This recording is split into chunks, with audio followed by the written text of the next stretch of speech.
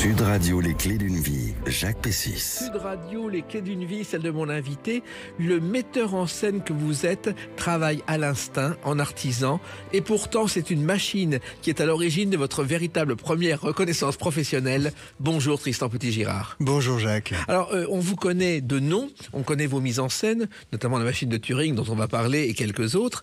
Et là, vous êtes de retour à l'affiche en cette rentrée avec 2 pièces à l'affiche, ce qui n'est pas si courant aujourd'hui. C'est vrai, j'ai cette chance-là. J'ai une pièce sur Claude Monet, au Théâtre de la Madeleine, où Clovis Cornillac revient après 10 ans d'absence au théâtre. Et donc, avec tout ce qui s'est passé en plus, le succès d'un petit truc en plus, il y a une attente incroyable. Et ce sont les 150 ans de l'impressionnisme. Et puis, vous savez aussi, parfois, il y a des pièces fétiches dans votre vie. Je reprends Rupture à domicile, qui a été à l'initiative de la rencontre avec Benoît Solès, et qui en a fait Rupture à domicile après. C'est une pièce que j'ai écrite et qui se joue partout dans le monde. Et Eric Emmanuel Schmitt et Bruno Metzger m'ont proposé de la reprendre au Théâtre Rive Gauche. On va en parler donc tout à l'heure. Mais le principe des clés d'une vie, c'est d'abord de parler de votre parcours à travers des dates. Et j'ai trouvé une date qui est importante pour vous, le 6 janvier 2004. C'est la première au Student Théâtre de votre première pièce, une comédie urbaine se déroulant dans le métro qui est bloqué. Oui, c'est la petite anecdote qui a été drôle. J'ai évidemment, ça fait 20 ans. Ça s'appelle Révélation. Ça s'appelait Révélation. Et je vais vous faire une confidence. La pièce a eu un joli succès critique. J'étais pas du tout. Je coproduis mes pièces et à la fin j'ai dû vendre ma voiture pour payer les dettes suite à cette pièce. Et on apprend tout le temps, mais j'ai fait mes armes, comme on dit. Et c'est comme ça. Et en même temps, je me souviens très bien, je jouais cette pièce et en même temps, je la jouais, je l'avais écrite et je jouais aussi une pièce avec Roland Giraud et Mike Janssen juste après et Stéphanie Hillel. Donc c'est vrai que c'était une expérience assez folle, mais très tôt, en fait, je me suis dit, je ne veux pas dépendre uniquement du désir des autres. Et très tôt, j'ai eu envie d'écrire, de mettre en scène, parce que la position de comédien, soit mes amis, j'ai des amis qui sont devenus vedettes tout d'un coup, on a une espèce de choix et de pouvoir. Et moi, j'adore entreprendre. Et donc, j'ai voulu entreprendre. Voilà. Et cette comédie Révélation, ça se passait dans le métro. C'est une scène quotidienne, on est bloqué dans le métro. Il faut toujours avoir l'idée, il faut un déclic pour une idée. Oui, c'est assez surprenant comme viennent les idées. Parfois, c'est un article de journal. Je vous raconterai pour Rupture à domicile, c'est venu dans Courrier International. Ouais. Là, c'est venu un jour en étant bloqué dans le métro où j'ai vu des gens... on est resté bloqué 20 minutes et j'ai trouvé que les comportements changeaient. On est tous restés bloqués 2, 3, 4, 5 minutes dans un métro. Mais quand ça commence à passer un certain temps, et donc j'ai imaginé ça, effectivement. Et le théâtre a été, je crois, votre terrain de jeu depuis vos jeunes années, parce qu'il y avait beaucoup d'acteurs et d'auteurs à la maison. Vous avez un père musicien et une mère costumière. Oui, absolument. Et j'ai eu la chance de vivre dans un milieu artistique très riche, avec un papa en plus qui est compositeur de musique de film aussi. Et donc il était lié au métier des acteurs. Et on a vécu notamment pendant longtemps un appartement qui était juste au-dessus de Daniel Russo, qui est un peu mon papa de théâtre, Daniel.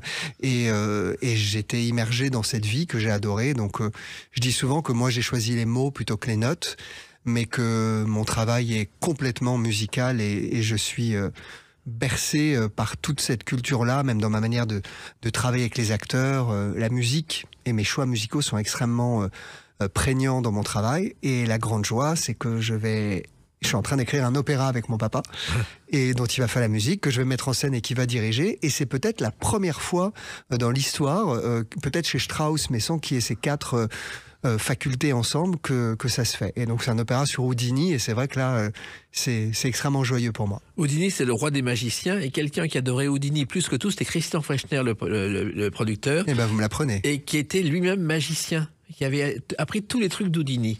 Alors, votre père, c'est Laurent Petit-Girard, que j'ai connu tout au début, car il était le pianiste de l'émission de Philippe Bouvard samedi soir. Il m'a raconté, bien sûr.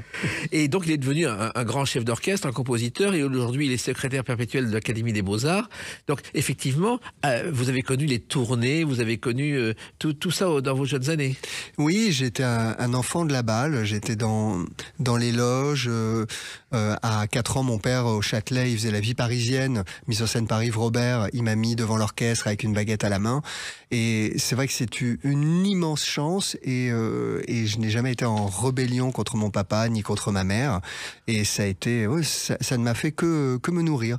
Et effectivement, les vies artistiques prennent beaucoup de temps, mais ils ont toujours été présents malgré tout, mes parents. C'est vrai que dans cet appartement où vous étiez, donc il y avait Daniel Russo aussi, il y avait aussi Olivier Lejeune. Absolument, Olivier était juste au-dessus, vous connaissez bien Et je la crois rue même Condorcet. qu'il y avait une salle de jeu, une salle de casino, et régulièrement il jouait aux cartes. Avec Daniel Patrick Green qui venait ici, le duo Green-Lejeune, et il venait faire. Il jouait aux cartes, des et il y avait parties. quelquefois des sommes folles qui Absolument. passaient d'une poche à une autre. Oui, c'est vrai, vous êtes très très bien renseigné. Et finalement, vu le contexte musical, votre prénom de Tristan n'est pas venu par hasard. Ah, mais il est complètement lié à Tristan et Isolde, évidemment, à l'ouverture de Tristan et Isolde.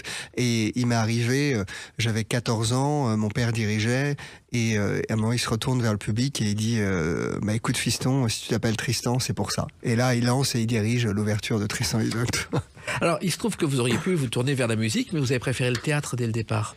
Oui, et je le dois, enfin, je sais pas si je le dois. Déjà, je dois vous avouer, quand on a un père qui a extrêmement réussi, c'est peut-être plus facile d'avoir sa voix à soi. On n'a pas cette pression-là. Ma grand-mère paternelle, quand elle m'a beaucoup gardé quand j'étais petit, justement, quand mon père était en tournée.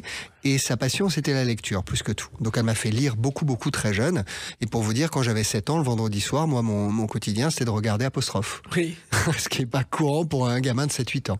Et ça m'a donné, elle disait les fables de La Fontaine tout le temps, elle connaissait un nombre, et ça m'a donné l'amour du jeu, l'amour du verbe, l'amour des mots, et c'est né comme ça. Alors, vous avez pris ensuite des cours de théâtre, mais en général, on les prend à Paris, chez Florent, chez René Simon.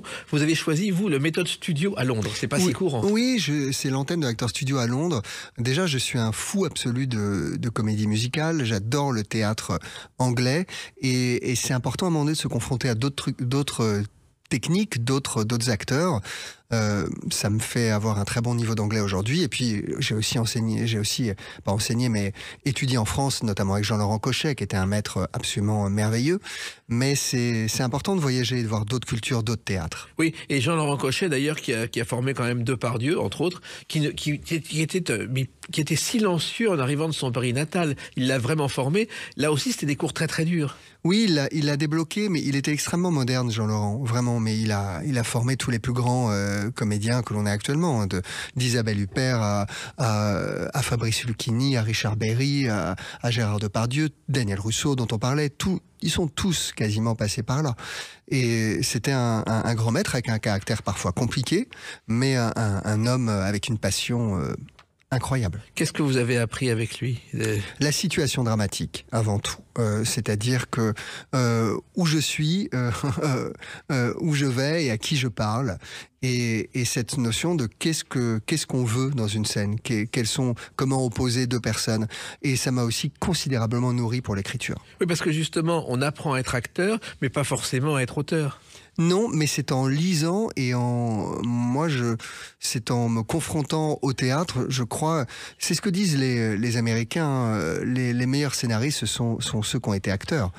Pour moi, on ne peut pas se lancer dans ce métier de la mise en scène ou de l'écriture théâtrale sans même pas forcément être acteur professionnel, au moins prendre des cours de comédie professionnelle pour comprendre qu'est-ce qui se passe chez un acteur, par quoi il passe, de quoi il a besoin. Et ça, pour moi, c'est extrêmement important. Oui, mais c'est aussi très compliqué parce qu'on ne se rend pas compte quelquefois ce que représente l'apprentissage d'un acteur. C'est pratiquement vivre le théâtre 20 heures sur 24. Oui,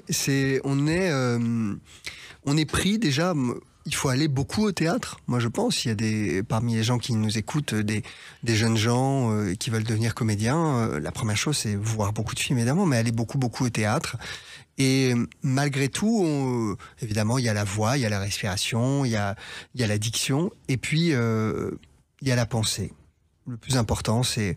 Vous savez, je crois que c'est Dusan qui disait ça. Il disait... Elle, je crois que c'est une femme, je dis pas de bêtises. Elle disait c'est une femme. Elle disait jouer la comédie, c'est penser des mots et en dire d'autres. Et la comédie, vous avez commencé à la jouer sur scène en évoquant cette femme de légende.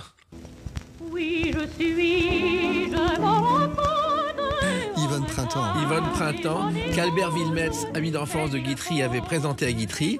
On sait ce qu'ils ont vécu comme histoire. Ensuite, elle est allée vers Pierre Freinet, oui, qui a vécu un calvaire. Moi, j'ai le souvenir d'avoir interviewé Pierre Freinet au théâtre de la Michaudière dans mes jeunes années. Elle était à côté, elle l'insultait sans arrêt. Ah oui, oui. Et puis lui disait, vous entendez, elle dit je t'aime, je t'aime, je t'aime. Il y a cette anecdote célébrissime où il se retrouve, elle est partie, elle a quitté justement Guitry de manière très brutale pour Pierre Freinet, et il se retrouve à l'enterrement d'un ami commun, et Guitry qui dit à Yvonne Printemps, il y a que vous serez comme ça, quand vous serez comme ça, dans une tombe que je pourrais dire enfin froide. Ouais, et elle qui lui répond, et moi enfin raide. Voilà. Et c'est vrai que vous avez commencé, c'était votre premier spectacle à la scène. Oui, tout de suite, j'ai été... Et l'anecdote était très drôle, j'étais au cours Florent à cette époque-là, et c'est Raymond Aquaviva qui m'engage, et je vais, mais tout fier, parce qu'il y avait deux parties. Il y avait une première partie théâtrale, et j'ai appris une deuxième partie musicale. Et je n'avais été absolument pas pistonné par mon père, mais c'est mon père qui dirigeait la deuxième partie. Donc la première fois que j'ai été sur scène, alors que je suis arrivé en disant « Papa, j'ai mon premier engagement », il dit « Bah moi j'y suis aussi, fiston ». Je fais « Mais non, tout le monde va croire que j'ai été pistonné alors que c'est pas le thème ». Donc c'était très drôle. Et ça a été une belle expérience. C'était une belle expérience. J'étais avec Laurent Lafitte. On était des petits débutants aussi. C'était une très belle expérience. Coiffé par ce coiffeur mythique qui était Alexandre de Paris, qui a coiffé tout Paris. C'était au Théâtre Marigny. C'était fou. Voilà. Il y a eu d'autres expériences. Il y a une histoire très intéressante qui s'est passée le 19 juin 2012. On en parle tout de suite sur Sud Radio dans quelques instants avec Tristan Petit-Girard. Sud Radio, les clés d'une vie, Jacques Pessis. Sud Radio, les clés d'une vie, mon invité Tristan Petit-Girard. Nous parlons tout à l'heure de vos deux spectacles à l'affiche à la rentrée. On a évoqué vos débuts, vos cours. Et puis, j'ai trouvé une date intéressante. C'est le 19 juin 2012. Ça a un rapport avec ce qu'on va entendre.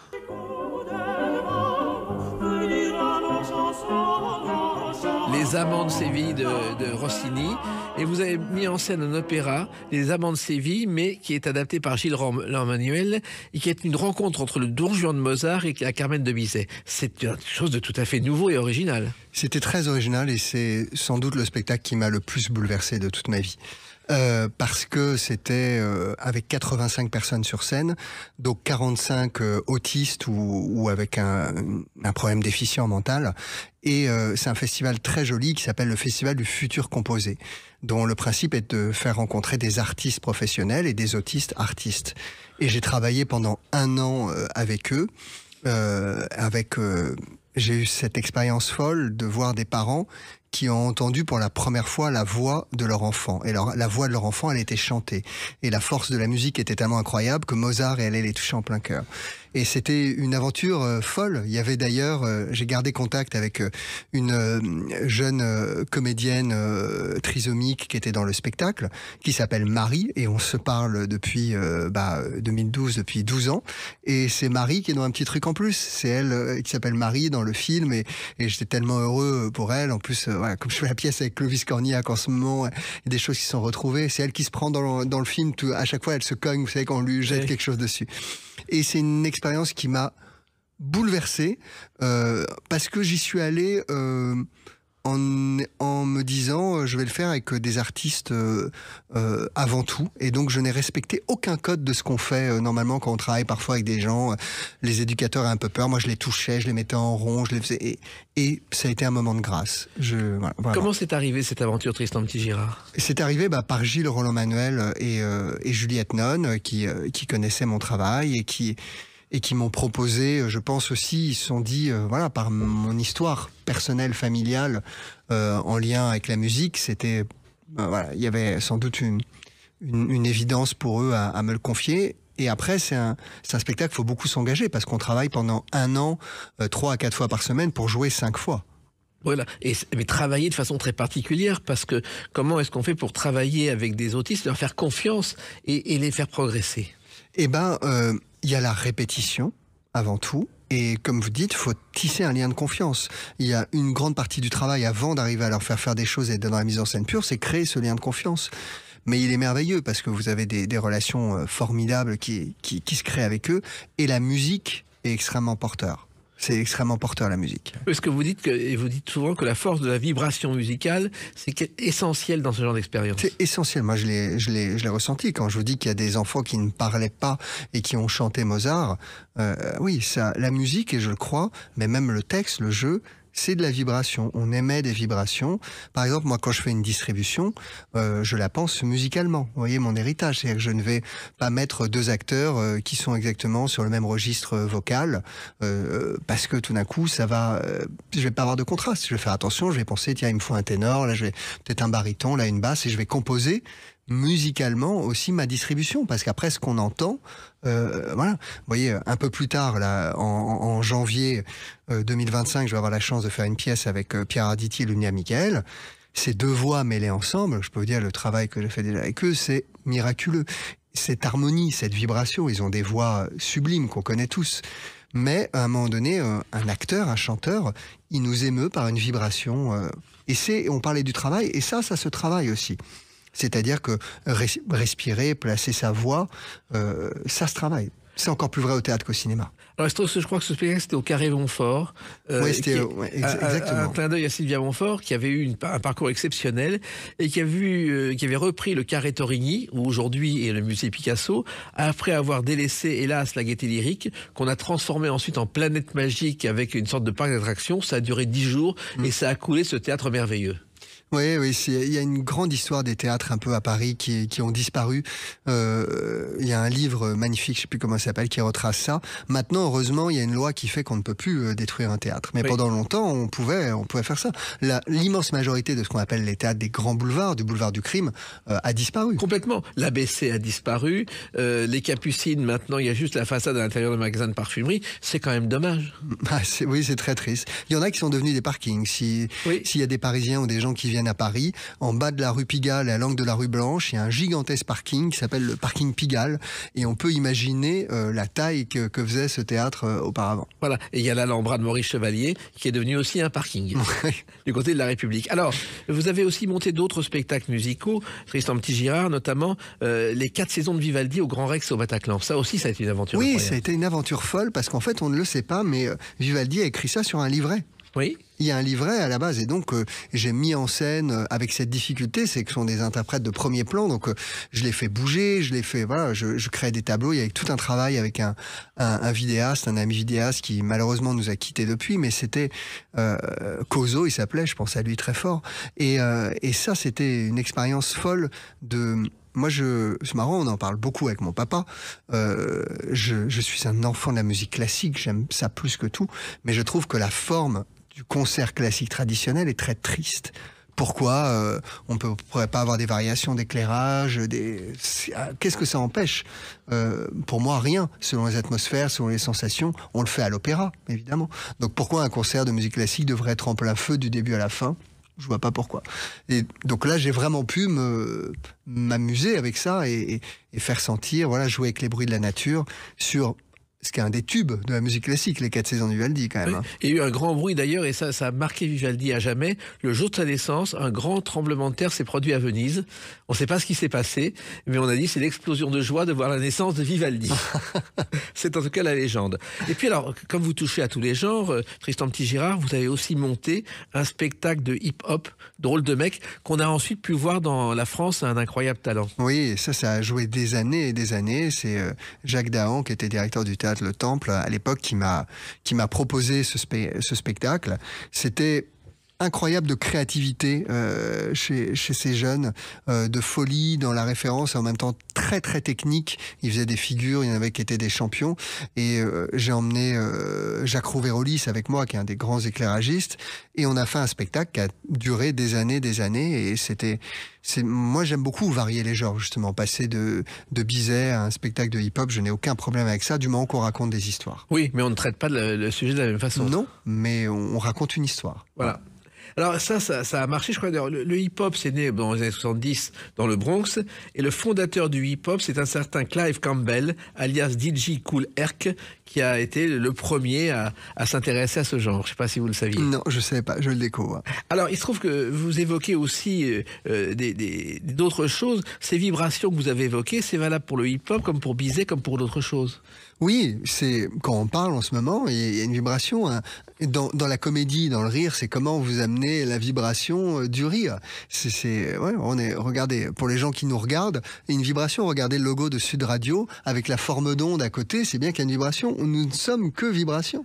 Et puis vos débuts, je crois, de metteur en scène, il y a eu ces castings de Delphine de Turckheim. Oui, c'est la toute première mise en scène en solo. J'avais travaillé avant, j'étais assistant.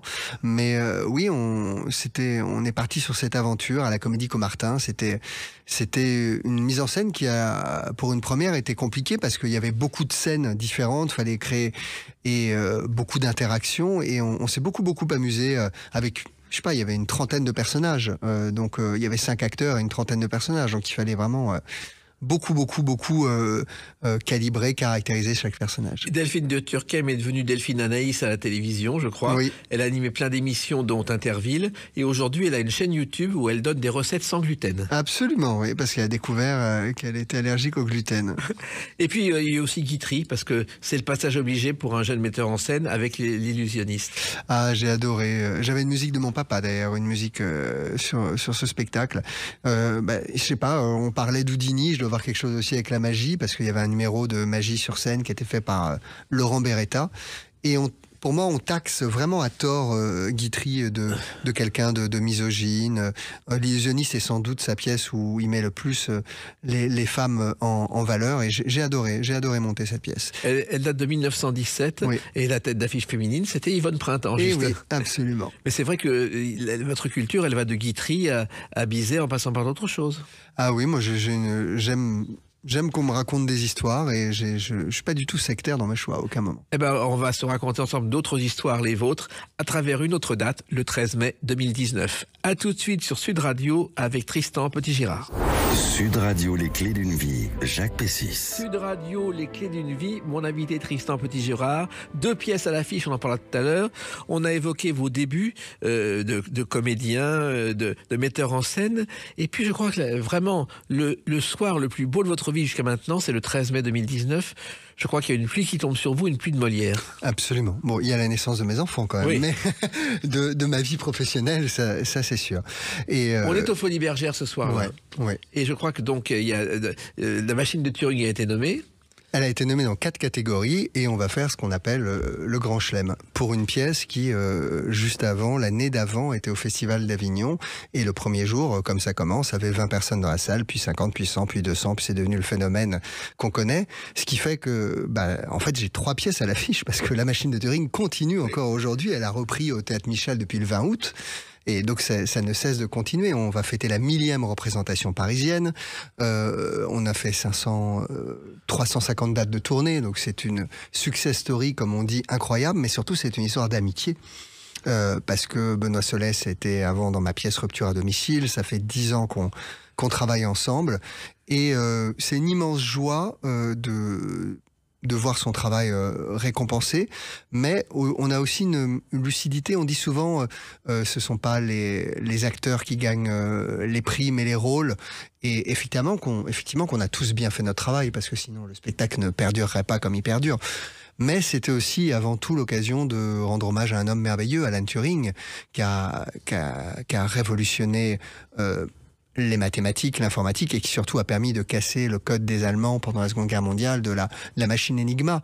Et on estime qu'il a raccourci la guerre de 2 ans et sauvé plusieurs millions de personnes. Et donc notre plus grande joie, c'est qu'effectivement il y a eu un film que tout le monde n'a pas vu, mais il y a beaucoup de gens qui ont découvert cette histoire grâce à ça. Et notre plus grande fierté de tous dans cette équipe, c'est que maintenant, c'est un texte qui est étudié au collège, au lycée, et même passé au bac.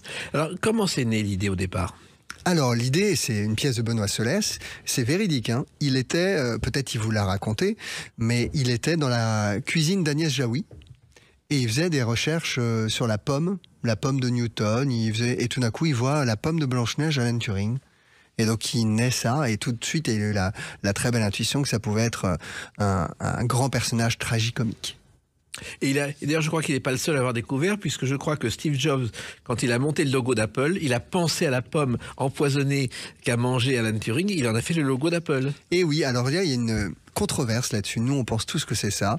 Le designer a dit que c'était ça, d'autant plus que la pomme, au départ, avait le rainbow flag, le drapeau arc-en-ciel. Souvenez-vous, les premiers Macs, c'était comme ça. Et après, lui a répondu « I wish it were true ». J'aurais aimé que ce soit vrai.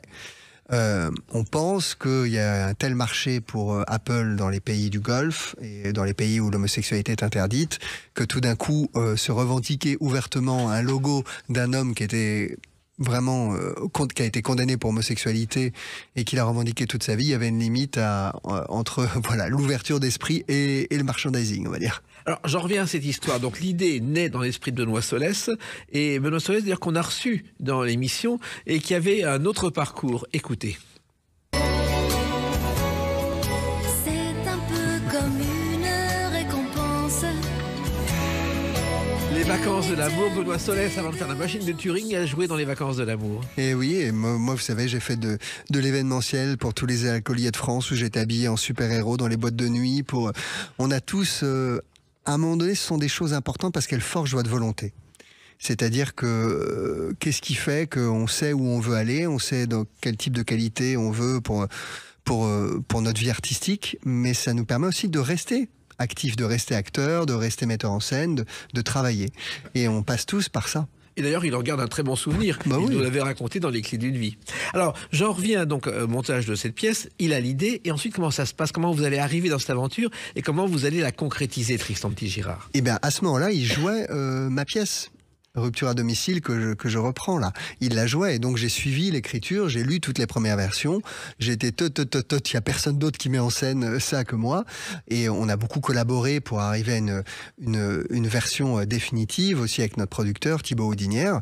Et là, on fait une lecture, les gens nous suivent et puis on devait jouer dans un théâtre de 50 places à Avignon. On se retrouve dans 200 places. C'est un immense succès.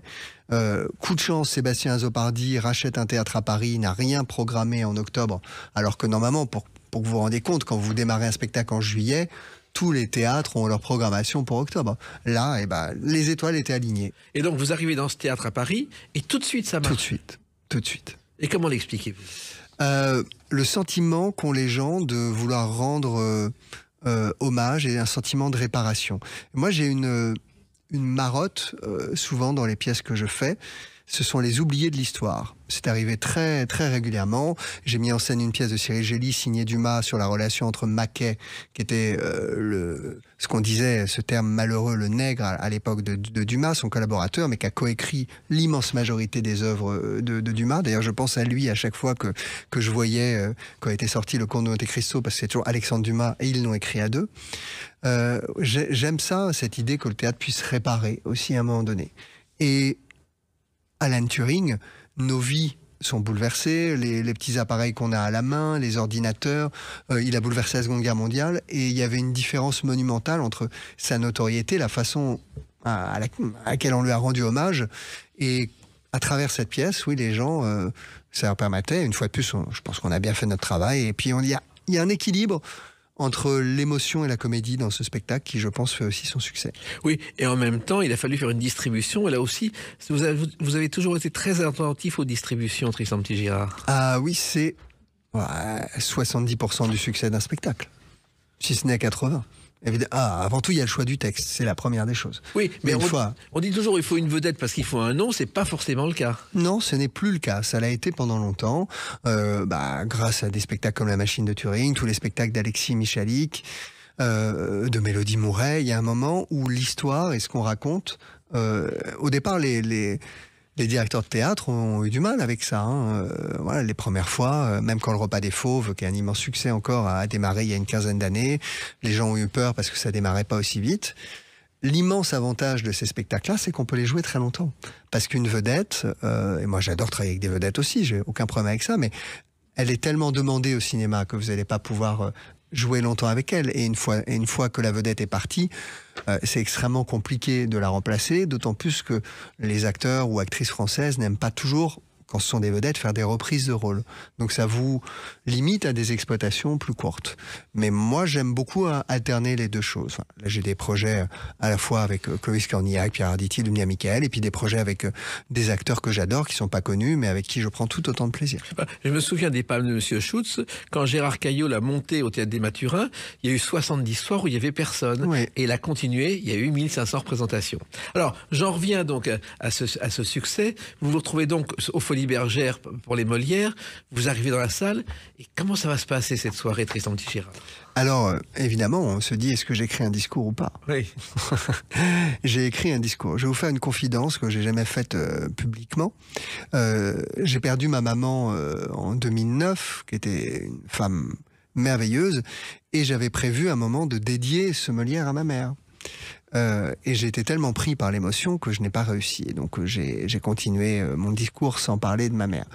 Donc on prévoit des choses qu'on n'arrive pas forcément à faire tout le temps. Et j'étais très heureux parce que tous les gens que j'aime étaient là autour de moi. Il y avait mon papa, il y avait ma fille, ma sœur qui était là. Et il y avait la mère de mes enfants qui était là aussi. Et c'était un moment merveilleux de vivre ça entre amis. Oui, Voilà. mais quand on est dans la salle et qu'on entend son nom, qu'est-ce qu'on ressent? Alors, j'ai vécu les deux choses. Pour Rupture à domicile, j'ai été nommé comme auteur et je l'ai pas eu. C'est mon ami qui nous a quittés, que j'aimais énormément, Eric Assous. Donc en fait, ça va tellement vite. C'est-à-dire que vous avez le moment là, on va dire avant quand vous êtes nommé, tout le monde vous dit tu vas l'avoir, c'est super. Et en fait, il y a cet instant où votre nom c'est le bon ou pas, ça va tellement vite que vous basculez dans un monde ou un autre. C'est vraiment toutes les caméras et tous les flashs viennent sur vous, plus rien n'est sur vous. Donc vous êtes dans un état second un peu quand ça arrive. Et puis, c'est pas une fois, mais 4 fois. 4 fois. On l'a eu 4 fois. Meilleur spectacle, meilleur acteur, meilleur auteur et meilleur metteur en scène. Enfin, même si le terme meilleur n'a pas on n'est pas le meilleur de quelque chose. On a eu une distinction et les gens ont aimé notre travail. Oui, mais en même temps, quand on entend 4 fois son nom, est-ce qu'on ressent la même chose? Ah, et on se dit, mais c'est pas possible, ça va être 1 fois, 2 fois, 3 fois. On est qui a payé? Et finalement, c'est des souvenirs fabuleux. C'est des souvenirs merveilleux et ça permet aussi encore ce succès, voilà, Et 5 ans après. Voilà, et vous avez récidivé voici 1 an avec La Maison du Loup, qui est d'après Jack London. Et là aussi, c'était un risque, parce qu'après un succès comme ça, il ne faut pas se planter. Oui, d'ailleurs, la pièce de Benoît, qui est une pièce originale, complètement, où il raconte l'écriture du dernier roman de Jack London, elle parlait de ça.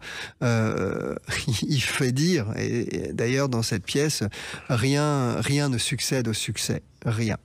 Et on a la chance que cette pièce a été un très très beau succès. On l'a jouée plus de 200 fois. On fait encore une tournée. On a fait la saison complète à Paris. C'est merveilleux. Oui, mais c'était pas évident. Là aussi, il y avait un risque. C'était bien sûr qu'il y a un risque, mais si on prend pas de risque, on continue pas de vivre. Moi, on a très peur après un succès. J'en suis convaincu, mais encore plus qu'avant. Bien sûr, mais on vit pour ça. Moi, je veux dire, ça fait des années que je travaille pour avoir la chance de faire le métier dans les conditions dans lesquelles je le fais. Donc.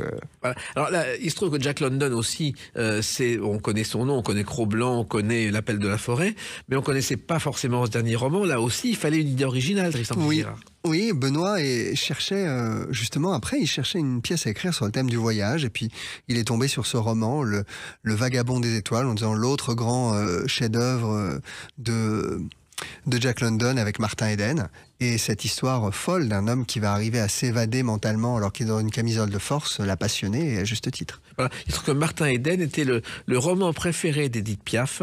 Elle a tenté pendant des mois et des mois de convaincre Alain Delon, débutant, de jouer cette pièce. Elle l'appelait d'ailleurs Martin Eden et il ne l'a jamais fait. Quel dommage. Et plein de comédiens aujourd'hui se revendiquent de cette pièce en disant j'aimerais la jouer. C'est très curieux. Ah oui, elle a été adaptée par une compagnie il n'y a pas très longtemps, mais il n'y a pas de... Ça reste un roman. Il n'a jamais écrit une pièce, London. Mais c'est son roman le plus autobiographique. Si les auditeurs l'ont pas lu, ils ont de la chance. Et vraiment, plongez-vous dans... C'est une des plus grandes œuvres que j'ai lues vraiment de ma vie de lecteur. Et vous avez une particularité, Tristan Petit-Girard. Votre théâtre, c'est aussi du cinéma. Oui, on dit souvent ça. Alors, c'est compliqué de parler de son travail, quand même. Mais on dit que j'ai un théâtre cinématographique. Peut-être parce que j'aime beaucoup le fondu enchaîné et que mes spectacles ont toujours une bande son, une bande musicale très très élaborée. Vous voyez là sur la pièce que dans les yeux de Monet sur laquelle je suis en train de travailler, c'est tout un univers autour de Satie, des Gnossiennes, et donc je choisis les Gnossiennes, à quel tempo je vais les faire, quand je les mets. J'aime beaucoup mettre musique et texte en même temps. Donc oui, dans les éclairages, les apparitions, les disparitions, j'aime ça. Et on dit aussi, Tristan Petit-Girard, que vous êtes très demandé à l'avance aujourd'hui, grâce à vos succès. Oui, c'est vrai, j'ai cette chance-là d'avoir un planning qui est assez à l'avance. Après, je laisse toujours de la place pour un coup de cœur. Mais oui, après, je suis très lucide. Hein. Tout peut s'arrêter du jour au lendemain. Donc je goûte chaque moment, mais j'aime profondément ça. Vraiment. Eh ben, nous, Vous savez, j'ai cette chance-là. Il n'y a pas un lieu où je me sens mieux au monde que dans un théâtre. eh ben, nous, C'est ma place, voilà, vraiment. j'espère que vous êtes aussi à l'aise au micro. Oui. Et on va se retrouver pour évoquer justement ces deux pièces avec la date du 12 septembre 2004. A tout de suite sur Sud Radio avec Tristan Petit-Girard. Sud Radio, les clés d'une vie. Jacques Pessis. Sud Radio, les clés d'une vie, celle de mon invité Tristan Petit-Girard. On a évoqué votre parcours d'acteur, de metteur en scène, la machine de Turing, bien sûr, la Maison du Loup. Et donc, le 12 septembre 2024, retour au théâtre avec deux pièces à l'affiche. Donc, il y a Dans les yeux de Monet au Théâtre de la Madeleine qui commence ce jour-là. Et là aussi, c'est une pièce originale qui a un rapport avec un peintre, c'est encore un sujet original. Oui, c'est une pièce de Cyril Gelli, qui est un auteur merveilleux. On lui doit notamment Diplomatie, qui était avec Nils Arestrup et André Dussolier, qui a été en film. Il a eu le César du meilleur adaptateur pour Chocolat. Et il a ce talent de prendre un grand personnage, parce que évidemment Monet, les 150 ans d'impressionnisme, mais c'est tout sauf didactique. C'est un moment de sa vie où cet homme n'arrivait plus à peindre, et son marchand d'art, Durand Ruel, qui a été le marchand d'art de tellement d'impressionnistes, le met face à la cathédrale de Rouen, et Monet se dit, je vais peut-être faire une série des cathédrales, et il n'arrive plus à peindre, il n'est pas inspiré. Et il était, détail amusant, au-dessus d'un magasin de lingerie. Et il y a une jeune modèle de la boutique qui va venir le provoquer, elle n'a jamais mis les pieds dans un musée, et la rencontre bouleversante de ces deux êtres va redonner la flamme à Claude Monet. C'est une pièce sur la renaissance d'un homme, et c'est vraiment un très très grand texte, avec une rencontre merveilleuse entre Claude Monet et Clovis Cornillac, qui est un acteur bouleversant, et Maude Becker qui joue cette jeune modèle. Vraiment, je suis servi. Comme on dit de temps en temps, ça joue grave. Parce que Éric Pratt aussi, qui fait Durand Ruel, je peux vous dire, venez voir, vous allez voir des immenses acteurs. Et en plus, quand on fait Claude Monet, on peut pas trop se louper esthétiquement, quand même. Donc, j'ai eu la chance par mon papa, merci papa, comme il est secrétaire perpétuel de l'Académie des Beaux-Arts, c'est eux qui s'occupent de tout Claude Monet. Ils ont la fondation, ils ont le musée Marmottan Monet, ils ont la fondation Giverny. Donc j'ai eu l'autorisation d'utiliser toutes les toiles que je voulais, en respectant le droit moral et tout ça. Donc il y a aussi tout un travail de projection. On est projeté dans l'univers du peintre avec cette musique de Satie dont je vous parlais. Donc je crois qu'il y a un vrai spectacle. Les premiers filages sont plus qu'enthousiasmants. Le début des représentations est magnifique. Donc voilà, je souhaite... venez voir, vous verrez Alors, ce qu'il faut savoir, c'est que quand vous mettez en scène une pièce, même si vous n'en êtes pas l'auteur, vous vous renseignez complètement sur le sujet. Monet, il a fallu vous plonger dedans. Je lis des biographies. Puis là, c'est génial. Votre boulot, c'est quoi? Pour travailler, c'est aller au musée, c'est aller hors scène. Oui. Mais je veux dire, je bénis mon métier. Parce qu'évidemment, j'ai voulu travailler picturalement, que mes lumières, il y a une grande verrière dans la pièce. J'ai un éclairagiste génial, Denis Schlepp, et pour lui, faire une pièce sur Monet, c'est extraordinaire. Il y a une phrase dans la pièce, il dit je ne peins pas la cathédrale, je peins la lumière qu'il y a autour. C'est merveilleux. Et donc, ce travail, oui, de recherche, ce qui m'a... Et puis, après... Monet, c'est pas quelqu'un qu'on connaît, on l'a jamais entendu parler, c'est pas comme si quelqu'un devait faire De Gaulle, par exemple, on a moins de références, on a quelques images à la fin de sa vie, mais nous, là, on le prend, il a 55 ans. Donc on a aussi, malgré tout, une liberté, mais il y a une chose qui m'a extrêmement impressionné, c'est à quel point il était perfectionniste et à quel point il n'était jamais satisfait de son travail. Jamais. Il y avait une quête de l'absolu, de la perfection, où il s'en rendait malade. Et ça, tout d'un coup, avec Clovis, on s'est dit, ça, c'est un axe intéressant pour un comédien, de trouver... Il s'en faisait du mal, tellement il n'arrivait jamais à arriver à voir ce qu'il voulait vraiment. C'est-à-dire que c'est une ligne dans un livre, vous donnez l'idée peut-être de... Tout d'un coup, d'un trait de caractère, on se dit voilà. Et puis, un amour des femmes incroyable. Et pour Cyril aussi, le fait qu'il ait perdu sa femme 15 ans avant, qu'il n'a cessé de peindre et de rechercher en permanence Camille, qui a été peinte par Renoir, qui a été peinte par tout le monde. Même s'il a eu un autre amour après sur la deuxième partie de sa vie, mais il a perdu ses deux femmes, malheureusement, Monet. Il était veuf de deux femmes. Oui, il avait un mécène donc, qui était un monsieur Ernest Hochdé.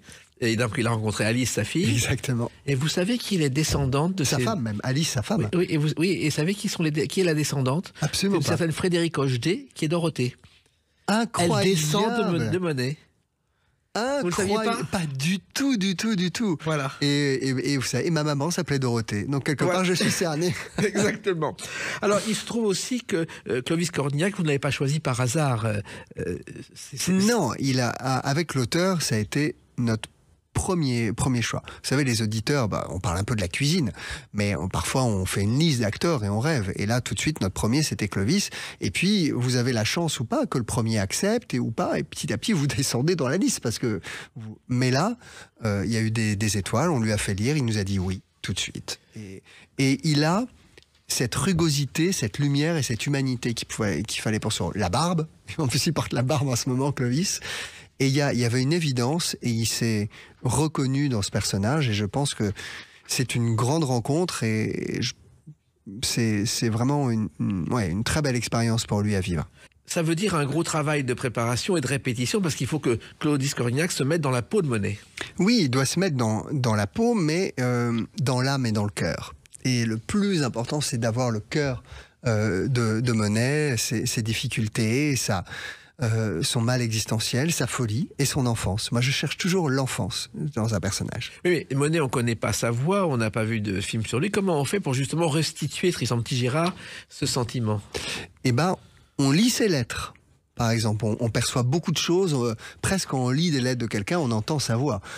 S'il y a des lettres magnifiques, alors nous on prend avant, entre Clémenceau et Monet, vous lisez ses lettres, ses amitiés, c'est merveilleux. Et on perçoit son mauvais caractère. Par exemple, dans ses lettres, à Durand-Ruel, il parlait extrêmement mal. La façon dont il réclame de l'argent, c'est terrible. Alors, c'est la pièce, et je le précise, du mercredi au samedi à 21h à la Madeleine, les samedis et dimanches à 15h30. Ça, c'est pour le 12 septembre. Mais dans quelques jours, à partir du 1er octobre, vous l'avez dit, reprise d'une pièce au Rive Gauche, qui est Rupture à domicile, qui est votre premier succès. Pourquoi reprendre cette pièce dans une nouvelle version? Déjà parce que je l'aime profondément. Et que de temps en temps, je pense que c'est une pièce que je reprendrai tous les 10-15 ans, comme ça. Et qu'elle a un sujet intemporel, que aussi elle est jouée, j'ai cette chance, partout dans le monde, on va être honnête, et que ça faisait un moment qu'elle n'était pas venue à Paris, qu'on me l'a proposé, que 3 acteurs avaient envie de la jouer. Et c'est intéressant de revenir dessus, sachant que c'est un sujet assez original. Hein. C'est l'histoire d'un homme, son métier, vous ne voulez pas rompre vous-même avec votre petit ami, votre femme, il y va à votre place, il dit le texte que vous avez demandé, il peut même récupérer les affaires, récupérer le chien. Sauf qu'un jour, ce cher monsieur, il part en mission, et la porte s'ouvre, et il se retrouve face à son ex-grand amour, qui était parti il y a 7 ans, du jour au lendemain, sans rien lui dire. Lui, il se dit, c'est formidable, hein, je sais avant elle-même qu'elle est célibataire, je suis tranquille. Sauf que l'homme qui avait commandé la mission regrette son geste, débarque dans l'appartement, et là, on a une partie de billard à 3 qui va être extrêmement jubilatoire. Et comment était venue l'idée au départ? J'ai lu un jour un article de Courrier International, qui, vous savez, il y a une rubrique qui raconte un peu toutes les choses étranges à l'étranger, qui disait qu'il y avait une agence qui annonçait les ruptures par téléphone. Je trouvais, ça c'est drôle. Mais je me suis dit, pour que ça devienne une pièce, il faut que ce soit fait en physique. Et à partir de là, j'ai imaginé toute l'histoire. Et résultat, je crois que vous avez eu le prix du jeune auteur de la Fondation Bagène. Jean-Manuel Bagène est directeur des variétés. Je me souviens de Marthe Mercadier me parlant de lui en disant, il va venir à Paris, il fait des tas de choses à Bordeaux. Il s'est installé, ça fonctionne. Ah oui, son théâtre marche formidablement. Il a eu cette chance, en plus c'est une des rares personnes à avoir à la fois les murs, ce qu'on appelle, et le bail.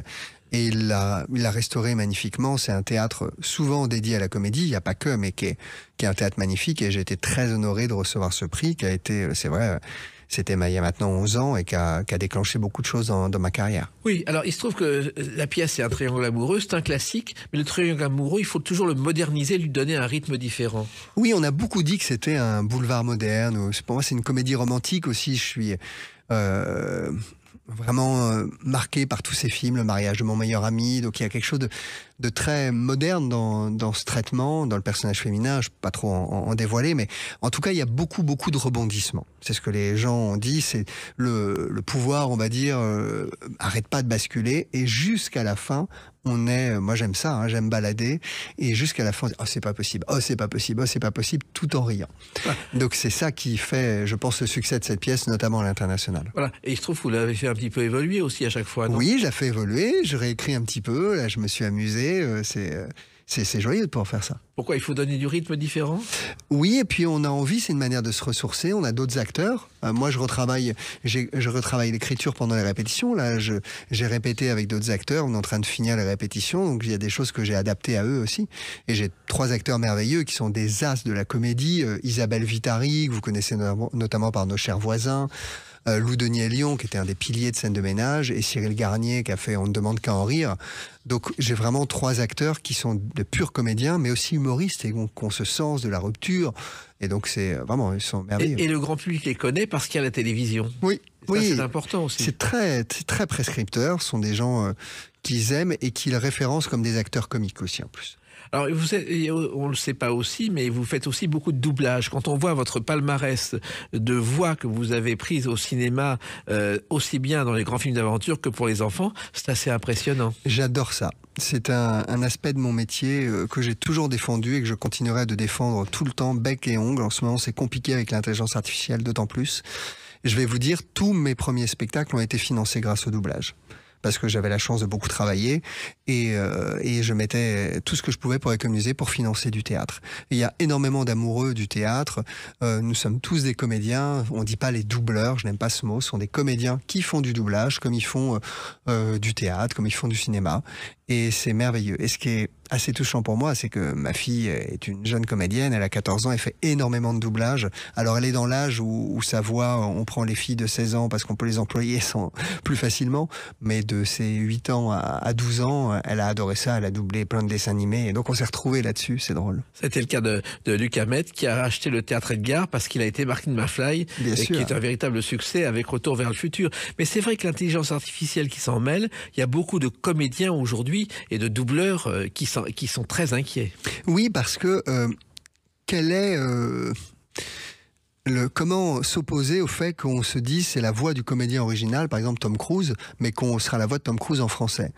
Moi, je pense à un moment donné que même dans le doublage, le prisme d'un comédien et d'un cœur et d'une âme sera toujours 100 fois plus fort que l'intelligence artificielle.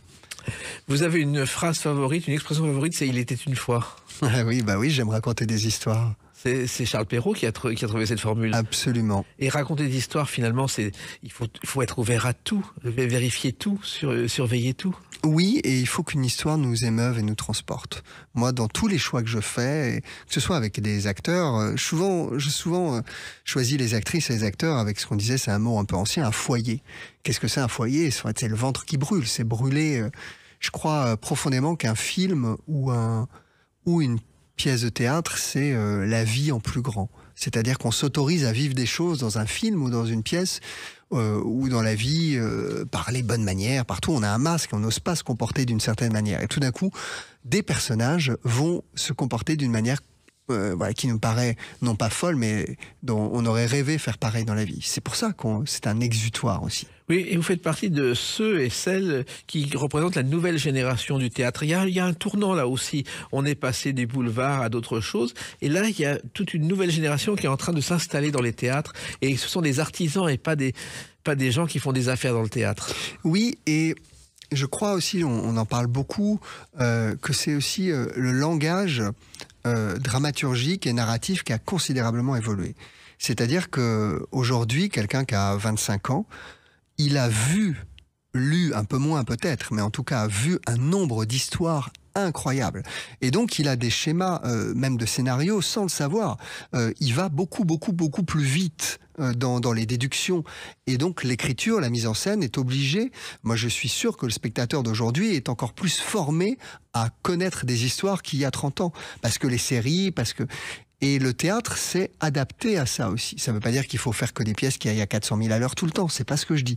Mais il y a une façon, oui, de tenir en haleine un spectateur, parce que moi, je suis extrêmement attentif au fait que le jeune public aille au théâtre, les jeunes, voilà, je dis jamais c'est les spectateurs de demain, sont les spectateurs d'aujourd'hui. Alors évidemment, toutes les pièces ne sont pas... voilà. Mais la machine de Turing, pour donner un exemple, les gens, ils y vont à partir de 10-11 ans, avec un grand plaisir. Et pour moi, c'est extrêmement important. On ne peut pas mettre en scène et écrire sans penser à l'époque dans laquelle on est. C'est impossible. Et l'époque dans laquelle on est, c'est l'occasion d'aller voir Dans les yeux de Monet au Théâtre de la Madeleine et d'aller voir dans quelques jours donc cette reprise de Rupture à domicile au théâtre de Eric Emmanuel Schmitt, qui est le Rive Gauche. Le Rive Gauche. Et si vous n'avez pas vu la machine de Turing, vous pouvez aller la voir au Théâtre Michel aussi. Elle est toujours à l'affiche. Et ben voilà, 3 occasions de vous retrouver. Merci, continuez comme ça avec cette passion surtout. Merci infiniment, Jacques. Merci beaucoup. Les clés d'une vie, c'est terminé. Et pour aujourd'hui, Tristan Petit-Girard était notre invité. On se retrouve bientôt. Restez fidèles à l'écoute de Sud Radio.